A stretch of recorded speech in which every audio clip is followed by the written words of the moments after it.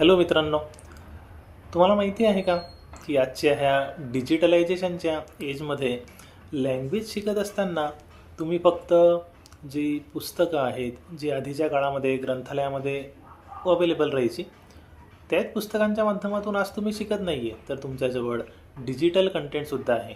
तुमचा जो छोटासा दिसणारा मोबाईल, ह्या मोबाईलमध्ये तुम्ही काही इंग्लिश स्पीकिंग रिलेटेड काही ॲप्स तुम्ही डाउनलोड करू शकता आणि तुम्ही अगदी घरी बसूनसुद्धा तुम्ही खूप चांगलं वेगाने इंग्लिश स्पीकिंगचा जो कोर्स आहे तो कंप्लीट करू शकता. मग आता इंग्लिश स्पीकिंग हे जर तुम्हाला कंप्लीट करायचं असेल तर नेमकं याच्यामध्ये काय लेव्हल्स असतात, आपण कसं समजायचं की बाबा माझी लेव्हल काय आहे, ठीक आहे. याबद्दल पण मी लवकरच काही व्हिडिओ सिरीज घेऊन येणार आहे. तर तुम्ही नक्कीच ह्या ज्या लेव्हल्स आहेत, ठीक आहे, जसं की बेसिक लेव्हल 1, बेसिक लेव्हल 2, ठीक आहे.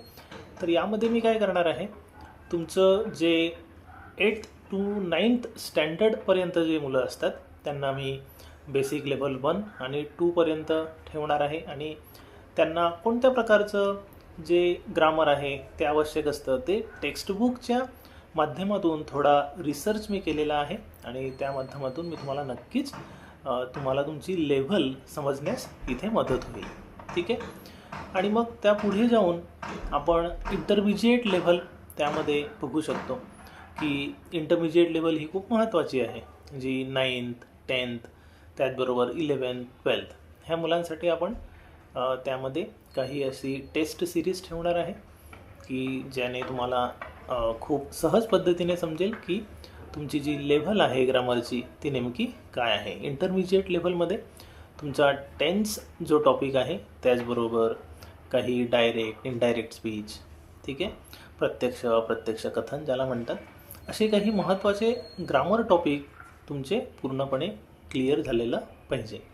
तरच तुमची जी नेक्स्ट लेव्हल आहे त्याला आपण म्हणूया ॲडव्हान्स लेव्हल.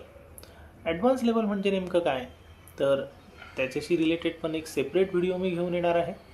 तर आजच्या ह्या व्हिडिओमध्ये मी तुम्हाला सांगितलं की कसं तुम्ही बेसिक लेव्हल 1, बेसिक लेव्हल 2 ह्या तुम्ही अभ्यास करून घ्यायचा आहे.